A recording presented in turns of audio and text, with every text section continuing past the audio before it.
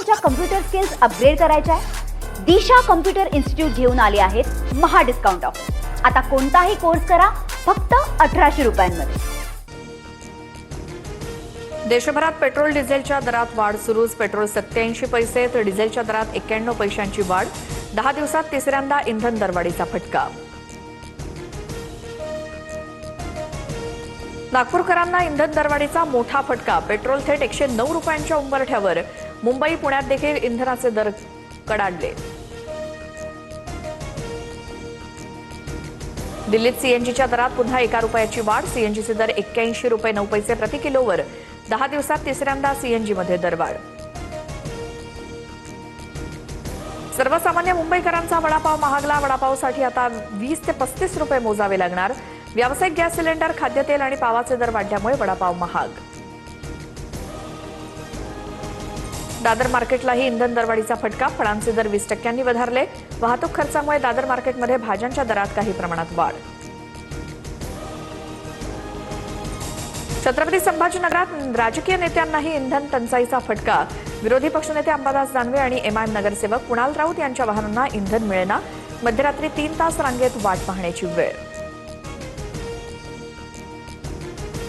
मुख्यमंत्री देवेंद्र फडणवीसांचा वंदे भारत एक्सप्रेसनं प्रवास. पंतप्रधानांच्या इंधन बचतीच्या आवाहनानंतर फडणवीस मुंबईहून शिर्डीला वंदे भारतनं रवाना. शिर्डीमधील कार्यक्रमाला हजेरी लावणार. राज्यात अनेक जिल्ह्यात इंधन टंचाई. अनेक पेट्रोल पंपावरती डिझेल नसल्याचे बोर्ड. वाहन चालकांना नाहक त्रास. शेती कामांना डिझेल नसल्यामुळे शेतकऱ्यांमध्ये चिंता.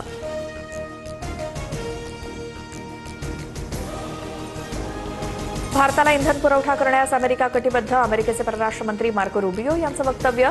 मार्को रुबियो पहिल्यांदाच भारत दौऱ्यावर. नवी दिल्ली, आग्रा आणि जयपूर शहरांना भेटी देणार. डोनाल्ड ट्रम्प यांची मुलगी इवांका यांना जीवे मारण्याचा प्रयत्न. सूत्रांची माहिती. आयआरजीसी संबंधित व्यक्तीवर हल्ल्याचा आरोप. हल्ला करणारा इराकचा नागरिक असल्याची प्राथमिक माहिती. एसआयआरच्या प्रभावी अंमलबजावणीसाठी भाजप मैदानात. दुबार मतदारांची नावं वगळण्यासाठी भाजपची 52,000 बीएलएनची फौज. उल्हासनगरमध्ये शिंदेंच्या शिवसेनेला धक्का. नगरसेवक व्ही के सिंग लबाना यांचं पद रद्द. जात प्रमाणपत्र अवैध ठरल्यामुळे पालिका आयुक्तांची कारवाई. हरियाणामध्ये कॉक्रोच जनता पार्टीच्या नावानं आंदोलनाची घोषणा. तर आंदोलनाशी काहीही संबंध नाही. सीजेपीचे संस्थापक अभिजित दिपकेंची माहिती. अफवांवरती विश्वास न ठेवण्याचं आवाहन. नीट प्रकरणात आणखी एका प्राध्यापिकेला अटक. प्राध्यापिका मनीषा हवालदारला पुण्यातून ताब्यात घेतलं. प्रकरणी आतापर्यंत 11 जणांना अटक. लातूरमधल्या 4 डॉक्टरांची सीबीआय चौकशी सुरू. स्टेट बँक सलग 6 दिवस बंद राहणार. 23 मे पासून 28 मे पर्यंत बँकेची कामकाज बंद. कर्मचाऱ्यांचा संप. वीकेंडच्या सुट्ट्यांमुळे अनेक बंद आणि बँक बंद. तर बँकेचे अनेक व्यवहार देखील खोळंबणार. 11वी प्रवेशाचं संकेतस्थळ ठप्प.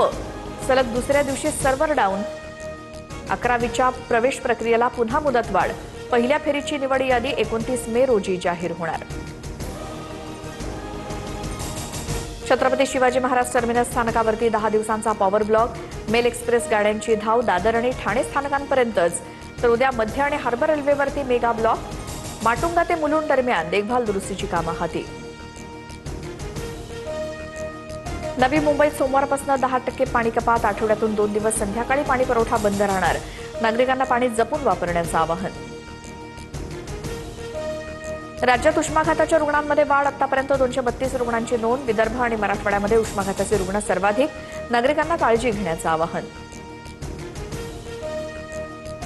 मला तुमच्या कम्प्युटर स्किल्स अपग्रेड करायच्या आहे? दिशा कम्प्युटर इन्स्टिट्यूट घेऊन आले आहेत महा डिस्काउंट ऑफर. आता कोणताही कोर्स करा फक्त 1800 रुपयांमध्ये.